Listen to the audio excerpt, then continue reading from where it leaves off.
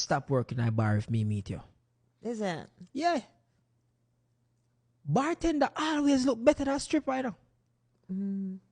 9 times out of 10, the bartenders are the best looking women in the whole club. You go some club, I don't know, no matter how the girl is dressed up and them think them are the shit. I speak for maybe 70-80% of the men. We are looking at the bartenders.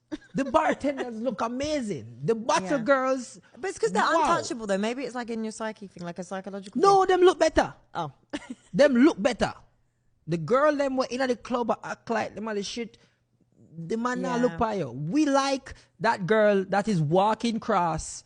You know why? I think we see she's working. She look very good. And she's not giving you the time of day. Oh, I'm sorry. What do you say you want? You need a Coke?